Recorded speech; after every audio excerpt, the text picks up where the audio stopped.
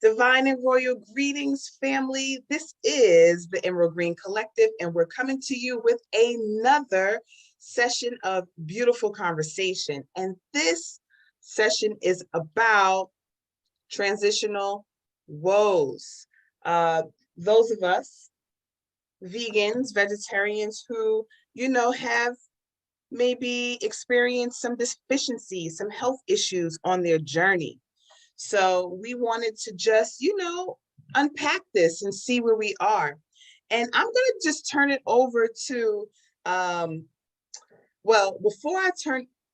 me say this. Coach Latoya is who brought this topic to the forefront, right? So she's probably going to have a lot to say about it because everybody was like, that's a good topic. Yes, we should definitely talk about that.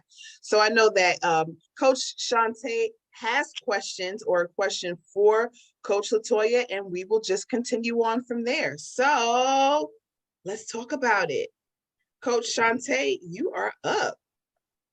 Hey, y'all. I am Coach Shantae from Alabama. And my question for Coach Latoya, in suggesting this subject, I assume that there were some people that you spoke with and they told you that they were transitioning for a specific reason or a specific deficiency. So my question to you is, what were some of the things that people told you as far as what deficiencies they were dealing with that made them decide to transition back to eating flesh? Yes, that's a very good question. I wanted to talk about this because this is something I find that comes up in conversations over the years, honestly, just talking in general, and people are like, oh yeah, I used to be vegan or I used to be vegetarian, but not anymore.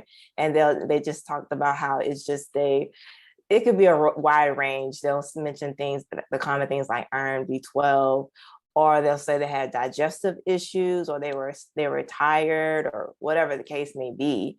And I was just always curious. I really am curious to really have a study done, do my own little study or something just to see, because I'm like, there is a population of people that have been doing this for years and they are still on the journey. But then there's this population of people who are not on the journey anymore. And then there's a population that are not on the journey, but they know they felt better when they were eating more plant-based and not eating any flesh. So I just was like, okay, I think it's just a good topic to talk about and see what they were doing. Like, what were they really truly doing? Because I do believe that, everybody's body is different, and that, things that may work for one may not work for other, but still, I just think it's very interesting how when they do go to the doctor, they're being informed by their doctor to get back on flesh. And I'm just like, there has to be other better alternatives. And that's why I wanted to talk about it with practitioners, because I'm like, I wanted to see what other people's insights were, or those type of conversations come up just in general, just talking about living the lifestyle. That's why I brought up the topic. And what say you, Coach Am? What did you want to bring to it? Yeah, so you brought up something interesting that triggered a past thought for me, where you mentioned that their doctors advised them to go back to flesh. And something that was really interesting in my experience was when my father was battling cancer. It was something that was told to us by one of the clinicians, that the doctors are at risk for losing their license within this area. I'm not sure if it was the states, or I'm not sure if it was just specific to North Carolina, but they would be at risk of losing their license if they suggested any type of holistic treatments or something like that. So I think that that's kind of another discussion, as it relates to nutrition in the US, and the standard American diet, what it is considered, and if that is truly something, the fact that their license can be removed is actually something that all doctors are at risk for, regardless of where they live or regardless of where they are licensed within the states. Because if that is the case, then that would make sense to me why they might suggest, okay, well, then you need to go back to meat. But I also think that it's a lack of knowledge. As I have shared with you all, I had a nutritionist at one point years ago when I communicated to her that I was leading a plant-based lifestyle, ask me, well, where are you getting your protein? And I was completely shocked because as a nutritionist, this is someone who is advising people on how to improve their lifestyle for wellness. And it was disturbing as well. And I'm pretty sure that my response definitely put her in a position where she was ready to have me out of her chair because I took it upon myself to educate her, just a bit respectfully, of course, but my shock was very evident. And so I think that it's just a larger, more broad conversation that either needs to happen or just more that we have to understand as to why that would be the suggestion if you're experiencing those issues on that particular, leading that particular lifestyle, not the diet. I will say that I did have a friend though who was vegan for 3 years, and this was her her experience. At the end of that time, she was beginning to have some digestive issues. She was very weak and having trouble sleeping. And when she went to the doctor, it was discovered through her labs that her iron was severely low, in addition to B12, as you mentioned, Coach Latoya. Her vitamin A, her vitamin D, and her zinc were very low. And so she ended up beginning to incorporate some fish, meat, and eggs in her diet. She is still largely plant-based, but that was just the decision that was made. And then after that, she was no longer suffering from some of those same issues that she experienced.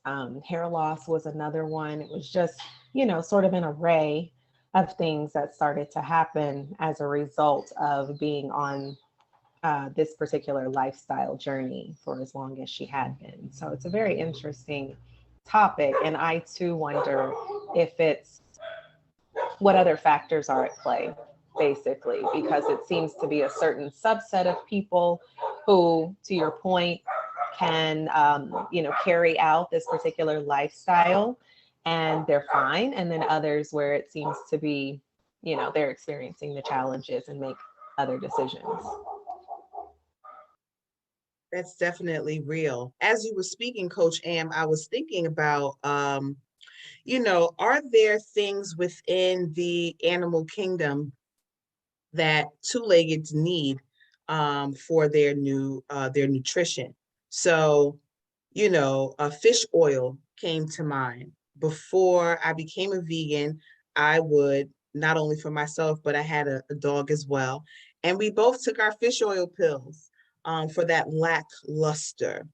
I think of the cow and the nutrients, I believe they said that are in its, I believe it's the bone marrow. Please don't quote me on that. But I wonder if there are ways, do we actually need those things, right? And if we do, is it a way to ingest them without it being in the form of flesh, right? Because we know that flesh definitely takes a longer time to fully digest within the system. There are other factors as it relates to the animal, the flesh itself, that are concerning for me, i.e., how the animals are being raised, treated, what they're eating, and so forth and so on. Coach Latoya did a interview, can I call it an interview, this weekend.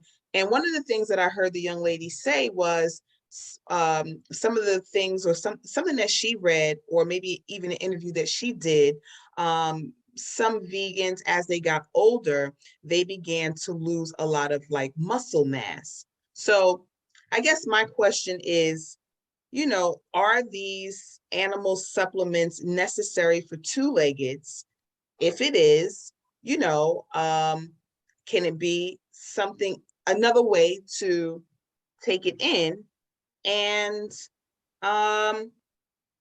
when you are vegan, I know for me personally, I had no knowledge. I knew nothing other than I did not want to eat flesh, and I tripled down on the carbs, which of course caused all types of health issues. But I didn't know that at that time, but it didn't make me go back to eating meat for sure. I just knew that something else got to give. And for the most part, I do see some elevation in my my moods or even in my health. But one of the things that I jotted down was Dr. Pookram's book, Vitamins A through Z. So there are things that we should be taking in that we probably are not, whether it comes from an animal or what have you. We're just not taking in all that we should be taking in to be completely healthy. That zinc, yes, vitamin and minerals, A to Z, definitely. So I don't know if it's Coach Nikisha, Coach Farasha, do you have any feedback, anything that came to your mind as it relates to going back to flesh? Yeah, I mean, it just depends on the part of the journey. Sometimes I think early on, I can speak from personal experience. I think it's usually hard, right? Not everyone gives up everything at one time. You might give up one thing, one bit by bit. A lot of people end with fish, or they don't get past fish. But then you see kind of a lot of like magic happen once you do cross that threshold and get fully vegan, and you start to feel the difference and see the difference, and the other people start to see it. And yeah, I feel like we got to give ourselves grace if we go back for whatever the reason. It could just be because we're human and we have cravings. It could be because we're not really sure how to get proteins or these other type of vitamins and haven't figured that part out yet. It could be because you're still not seeing like a huge impact to your health, so you just dabble a little bit. I have an aunt so I come from a Guyanese family, and every Christmas, traditionally, Guyanese people make this dish called pepper pie.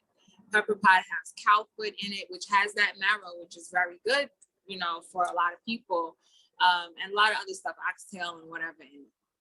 It's very delectable. And my aunt, she's been vegan longer than I have, and staunch. But when Christmas time comes, she's like, listen, this is my culture. I'm going to have a bowl today. I'll pay for it tomorrow, but I'm going to have to. So like some people do it for different reasons. And, I feel like it's just, again, important to give yourself grace and to like just continue learning along the way. I think it's important. And I don't know, like, where people are when they begin to go back to flesh. But I know for me, I struggled. My health went down for a little bit when I turned vegan. I experienced the heaviest bleeding when I became vegan and the worst cramps. But that's because I was doubling down on carbs and all these other stuff. And also I didn't understand how to get to supplement. I didn't understand the whole concept of like supplements, right? Which I feel is something that needs to be discussed in this type of setting, and these type of discussions often, because that vitamin C, that iron, you got to get it wherever you can at all times. A lot of times we were relying on our steaks for that and whatever the case may be. But I think, and then also understanding, even if you do go back and get some flesh, you got to detox hardcore after that. You got to go, you think you're doing a 21-day detox once a season, you might be doing it once a month if you decide to have some Chick-fil-A.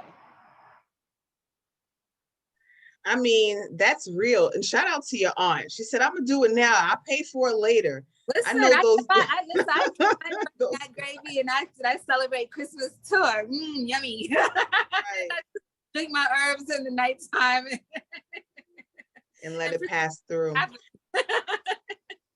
Yeah. I mean, thank you so much for that share. Before anything else, Coach Farasha, did you have something that you would like to add? Anything come to you? Greetings. Things. Just like what Coach Lakeisha was saying about the pepper pot, that's funny because when I turned like pescatarian, when Christmas would come, I'll be like, you know what? I'm just gonna get the gravy. You know, it's Christmas. So I used to do that when I was a pescatarian. Like I just had to have it because it's Christmas. So that was funny. But personal experience, you know, a lot of people that I know that are vegan and go back to eating flesh is because of money. You know, they will say like the cost is too much being vegan. And then they're like, then like, you know, you're telling them about the numbers, like, you know, okay, it says organic before it's wrong. And then you have to get the 9. And then they're like, but that's like a whole other $1 extra, you know? So it's like stuff like that, or the area that they live in, they don't have like a lot of fruits. Like they'll have to go to Walmart, and then when they go to Walmart nowadays, like all the fruits are like bad, like gone bad. So it's like they're like, you know what, I can't even do it. So that's why they turn back to eating flesh. And then another thing also is like they be saying like the temptation of going around people and everyone is eating. So we're at a cookout and then it's like, oh my God, like I just came to visit and I'm never gonna get the chance to eat Uncle Rodney's barbecue chicken. So they wanna eat the chicken, you know? So it's like things like that happens. So it's all about discipline and willpower at the same time.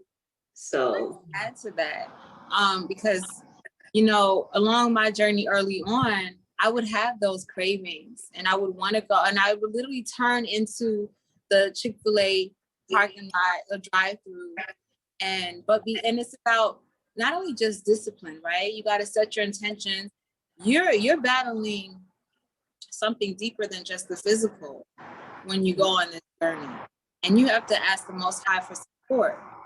And when you ask for it, you're going to get it in the form of you turn the parking lot and there's 20 cars. So now you're not as enthusiastic about waiting for that chicken sandwich. It forces you to rethink. And or you go to the deli and you really want a turkey hero and they're out of turkey. You don't go, and now you can choose to try to find another deli, but now you have this moment where you have to contemplate your decision because what you wanted is available. And it's important to take heed to those type of signs. That's divine intervention, really. That's really what that is. And then as far as like people not having the money, I know it's expensive. It is. My bank account tells me so. However, and I don't have a garden anymore these days, so I am going to the farmer's market, and it is an hour away, but it's a battle, it's a fight, and you gotta fight. It's not, they don't make it easy for Black and brown people to have access to that. They don't make it easy for us to live and thrive. And so as hard as they make it, that's as hard as you gotta fight to make sure that you get what you need. Money can't be an excuse, and distance can't be an excuse. It's a battle, it's a war, and you gotta treat it like that. Yeah, that's exactly what it is. Like when I tell people, it's like, you know, it's all willpower, you know, it's more than that, you know, you just gotta push through. Cause to me, I don't know, I could be around meat and stuff and it's just like, I don't want it. Like, because it's like, just me thinking like about putting there is like, I don't know, it's just do something, you know? So it's like, And then the thought about it is like, man, I took all this time to get myself together. You think I'm gonna go back? It's gonna make it's me like getting a white chip all over again. You got to go right back to the drawing board. You got to start over. And then you're gonna put yourself in like this emotional like distress, like because it's like, dang, why did I do that? You know? So it's like, yeah. Yeah, I was gonna say that, you know, for the people that there's a way to shop, even though it may appear to be expensive. But on my journey, when I first started my journey, I was in a transition. You know, I had just dropped out of graduate school. I moved to a whole nother state and I was starting all over again. I had just started working at a job or whatever, you know, just to make ends meet. I literally had a budget of like, now at the time it was just me, but still I literally had the budget of like $25 a week for my food, literally. But I had like staple items in my kitchen, but literally $25 a week. And I would go and I would get, I wouldn't get organic for everything, you know. That's what you just got to do what you have to do, you know, because my goal was to stay plant-based because I felt good. And I had a moment of going back to eating. I went to Baskin Robbins within, my daughter done spilled something. Hold on one moment. I'll get in a minute. But I had like a moment where I went to Baskin Robbins within maybe a few weeks of me eating no dairy. And I did not like the feeling of it. For me, when I feel the discomfort, that's enough for me. I didn't want it anymore. So I knew that my body was adjusting and that what I was feeding my body felt better. But I was definitely literally on getting like new cycle, new beginnings, barely had the money, but I made it work, you know.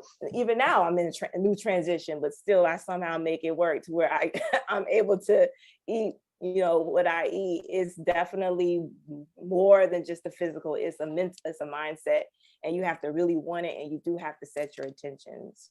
Just like Nikisha said, it's extremely important, you know. It is like a war in some ways. Now it's a bigger picture and the access. And that's why I want to do some of the things I want to do in my community, because I know I just look at how different the grocery stores are on one side of town than it is on the other. And that makes me feel some type of way, you know, same type of same chain, but the quality is completely different on how the food is presented. So that's another topic for another day. But another thing I wanted to add is not only just people who go back to eating, you know, flesh, but those that say that their health was like good for years, like 10-year vegans, 15-year, 20, 25-year vegans. I'm curious. I want to know more. I want to, if y'all have any insights. Hold on, am I still on? Yep, we can see you and hear you. My phone, okay, it was because my phone rang. Hold on one moment. I'm like, where did y'all go? We're here. We're here. Okay. My phone was ringing, so I was like, and then it just disappeared. Everybody just disappeared. I'm like, did my internet go out? Okay. So, but like I was saying, like for the 10, 15, 20-year vegans that all of a sudden they have health issues. They were perfect, they were fine, and then just I'm curious to know about those two. Do y'all have any stories about people y'all know? Is it really though? My apologies for cutting across your wisdom. Is it really all of a sudden though? Does anything really happen all of a sudden, unless it's like an accident, something else? And even that is choreographed in some way. You know, I think that what we may do, one of the things that we learned from Queen is that most adults have 7 to 11 diseases, and we just learn to become comfortable with them, right? And then they manifest and grow into something else. So I love that you said that, but as soon as you said it, I thought, but is it really all of a sudden? Now, we had a woman, an elder in the community, that said, like, when she first started, she would tofu it up. Tofu was like the best thing since sliced bread. And she found all of these, her book is called oh, I think it's called RBG Vegan, something to the sort. And she said, like, I loved tofu. That was the thing. She says, but now after so many years of eating it, I realized how detrimental it was and is to my health. And I no longer eat it. But she said in those early days, I couldn't live without it. So if there are any decade running vegans listening, drop us a line. Let us know, what your journey was or anything that you can impart on us. But what were you saying, Coach Latoya? My apologies. Yeah, that is a good point, because that runs through my mind. I'm like, when I have talked to people, I'm like, so what really was it? Like, I'm like, you doing that for all that time, and then all of a sudden now you stop because of these health issues that you say that you didn't have. So that's why I'm like curious about that. So that is a good point. It's like asking them more deeper questions, asking deeper questions. I guess for some, it maybe you really legit have to have consultations and get to see what their history is realistically. But that's a really real point. And I know for me, when I transitioned to plant-based, I wasn't a big fan of the mock meats like that. Like as far as making them on my own, I was like, no. And then it's funny because when the first time my child's father visited me and he looked at my refrigerator, he was like, I'm actually impressed. He was like, I was expecting more junk vegan food, but you really got like your fruits and your vegetables and stuff. Like I feel like I always was on that tip. I think I had to because of my finances. I really had to really make meals for real, like with more whole foods. So yeah. Coach Shantae, did you have something that you wanted to add? Well, I'm glad you asked. So taking it back, supplements. So one of the things that I love about this space is the opportunities for expansion and growth, because this is one of the questions that comes up a lot. Beyond where do you get your protein is where do you get your fiber? Where do you get your vitamin B? Where do you get your so on and so on and so on and so on? One of the things that I did learn is that it is extremely important and critical to have a working knowledge of nutrition as a science and not just knowing, how to cook. So I really got on this kick of like learning like the science of nutrition. There is a pharmacist down in Bainbridge who had a whole pharmacy with all kinds of prescription drugs. And when his wife got sick, I believe she had cancer, he revamped his entire pharmacy to where now he only has like a couple of prescriptions in there that are prescribed by doctors. Everything else is an herb or something of that nature.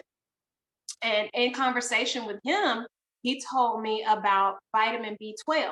Now, vitamin B12 is one of those minerals that we have to get from our food because our body does not naturally produce vitamin B12. However, there are several forms of vitamin B12 that are on the market and available.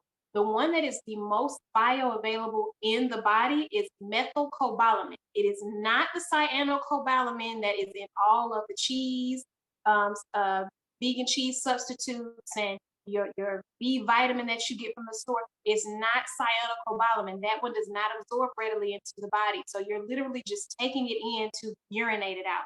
But if you get the methylcobalamin B12, that one is bioavailable in the body.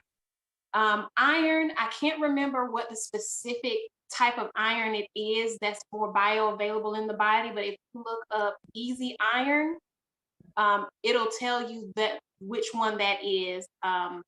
And easy iron is just really easy on the digestive system because it's a different form of iron that's easier for the body to break down and ingest.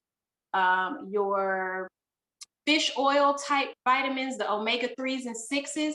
Now, there's one of the omegas, and I can't remember at this particular moment which one it is, but if you put certain things into your body can naturally synthesize those omega fatty acids so that you get what you need in your body. one of the things that I learned throughout the process of just all of this, the reading and studying and everything, our bodies are factories, the machine. So we can put into the body the building blocks of whatever it is that we need. And our body is going to take those building blocks because the blueprint's already in here.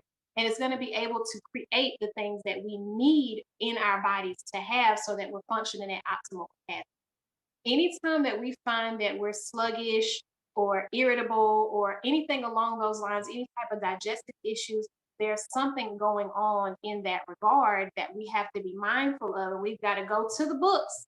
If you have the ability to go to the books, look those things up, figure out where your deficiencies are.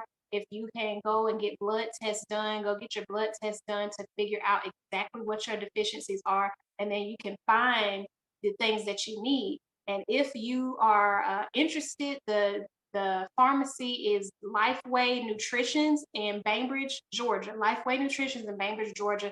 You can call him up on the phone and he will talk you through whatever vitamins, minerals you need. He can ship things to you. Like, he is amazing. The other point that I wanted to make, in this pursuit of knowledge, I discovered a company called Precision Nutrition, and they have a couple of different certifications, and I've taken a couple of them, which is a conversation for another time. But the level 1 nutrition certification and the how to coach a plant-based diet, those are 2 of the certifications that I'm taking. And in the how to coach a plant-based diet certification, they talk about our needs for protein. And as we age, how we need more protein in our body in order to maintain muscle mass.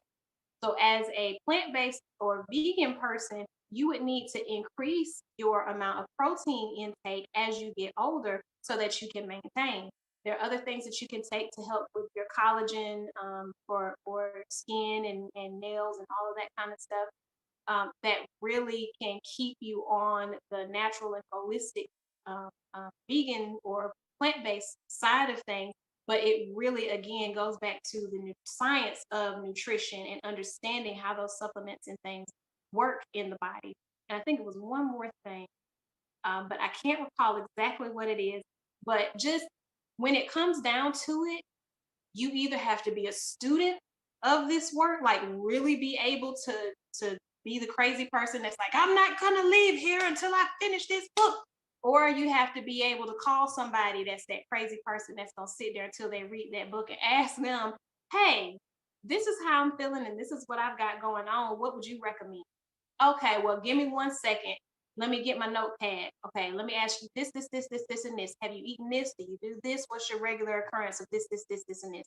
And when you can sit down and talk to somebody along those lines and they can give you, okay, so I looked up healing with whole foods and it says this, or I looked for the prescription for nutritional healing and it says this, or I looked in, well, the prescription of nutritional healing says that the medications that you're taking for X, Y, Z are depleting the minerals over here. So you're going to need to increase this mineral so that if you continue taking that medication, it doesn't have you thrown off. But it really is a science. And when you come to the vegan lifestyle, for whatever reason you may come, you got to be ready and willing to be a student, because this is not the regular food pyramid that we're taught from the time that we're old enough to sit in a desk in a classroom. We're taught something totally different. So to the point of people who have been vegan or plant-based for years, and then they start having issues, think about like what Shayla was saying with the person that was just eating soy. Well, we know what soy does into the body is increases our estrogen. When your hormones get thrown off, that can disrupt your endocrine system. Your endocrine system controls a lot of stuff inside your body.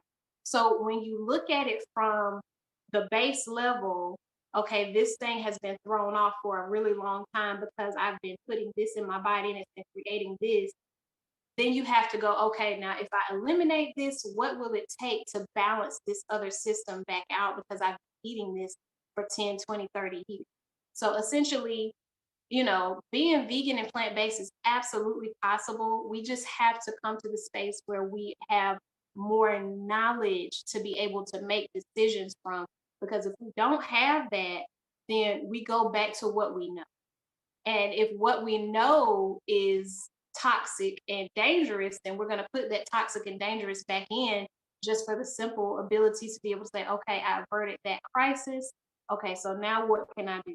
And again, like Nikisha said, give yourself grace. If you feel like you have to go back to eating flesh, go ahead and do what you need to do, but don't let that be the stopping point. Look and see, okay, this is why I had to go back to this place. Okay, the next time I try, I know I need to have these supplements on hand, point blank period. Like my spirulina, I found a half-gallon jar full in the back of my cabinet, and I was like, yes, because I thought I was about to run out. I was gonna have to order some more, but I found another half-gallon jar I had pushed it back, and I was like, come on to the front, baby, because I have to have that all the time. Every single day, I've got to be taking in spirulina or seaweed of some kind so that I can make sure that my vitamins and minerals are on the level they need. But yes, that's what I wanted to add. Give thanks, give thanks. I saw that Coach Dom came in. Well, he dropped off. Hopefully he'll come back in. He works sometimes underground, so his internet can be weird. But I think that, well, I wanted to veg you back on something that Coach Latoya said as it relates to the grocery stores. Y'all, I think I might have put this in the chat. Granted, it's not berry season, but a carton of strawberries was $9.99. I just couldn't believe my eyes. I mean, I know inflation is real in the field, but one of the things that definitely is on the mind is the fact that there are stark differences, in some of our neighborhoods, and what the produce and the meats and the things that some neighborhoods get versus others. And what we do know is that what they do is take outdated meats or things that did not sell in the higher end neighborhoods and stores. They re-dye them, repackage them, and put them into our neighborhoods. And I say our because, I'm from probably where most of us are from, and it's not the suburbs. So we just have to be very careful, when we do go back, of course, allowing ourselves grace, but also having that moment, as Coach Nikisha said, to say, this may be my moment for me to think about whether or not I truly, truly need this particular thing. But just even knowing that the most things that we eat, especially in the US, probably have been compromised in some way. But just knowing that those differences in the supermarkets and the markets really are real in the field. And some of us are getting induced, diseased meats because, somebody can still make a profit from it. So when we say, it might be a little expensive, you're going to pay either way. So either an extra $20 on whatever it is that you need, or extra $2,000 for, a hospital visit. And that, y'all know, I tell you all the time, a sister had to file bankruptcy, honey, because the doctor bills, it was just no way. And I literally did that just by what I was eating and a lack thereof. So, giving yourself grace, figuring out where you are, and even why you are even craving the meat, because it probably has nothing at all to do with anything other than emotion, so just chilling around there, am I angry? Am I holding on to some resentment? What has happened over these last few days? Have I been around people who are low vibrational or take in a lot of dead foods, and that energy has somehow transferred over to me? So there are different aspects, but we did hear peer pressure, the money, the culture, and the health are potential reasons why people go back. So we're winding down on time. Yes, Coach Nikisha. Oh, sorry. So no, you're good. Thanks. So Coach Shanta said something that I feel I didn't think about it very much when I started my journey, but I think it's important for us to train our minds this way, especially for people new to their journey. Remember when everyone went natural like 14 years ago? And we did not know how to take care of our natural hair. You know where I'm going with this, right, sis? Like you said, this is a science.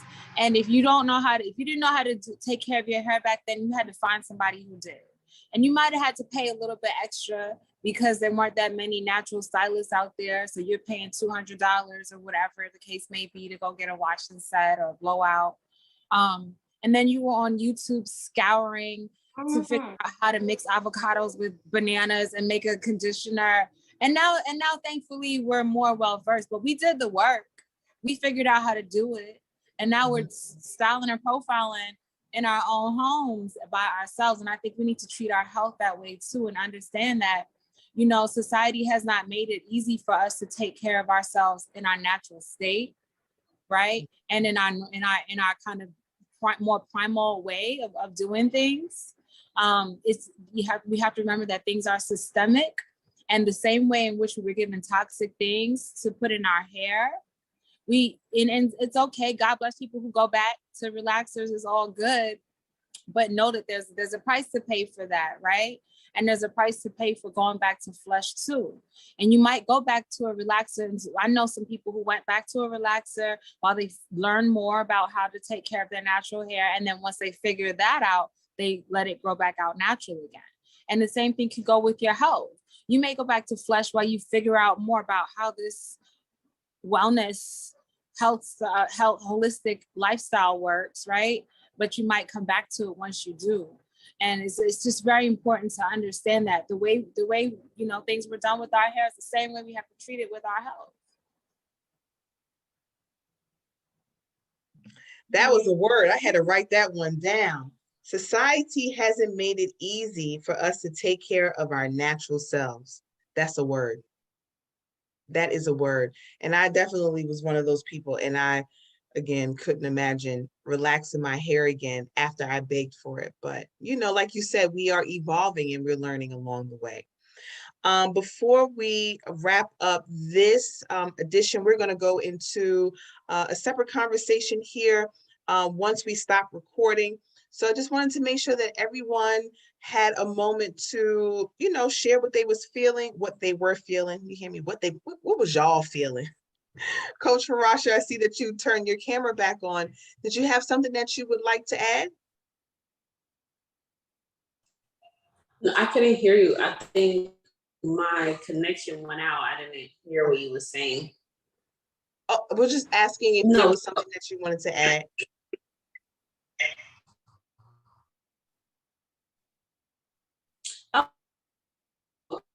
No. Okay, your internet probably won't let you do it anyway. Turn my camera back Definitely on. coming in a bit choppy. Not to add anything. Okay. Okay. Well, family, if you have any topics, anything that comes to you that you would like us to discuss, unpack, definitely feel free to drop a comment. You can also check us out on Instagram. We finally got a page. Well, we had a page, but we're finally working the page, which is emerald_green_collective.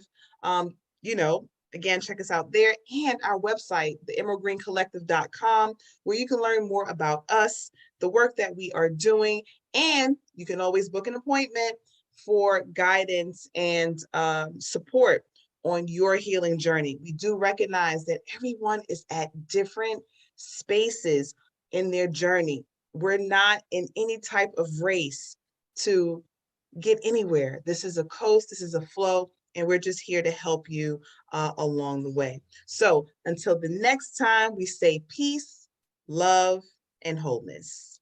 Bye, y'all. Peace. Peace.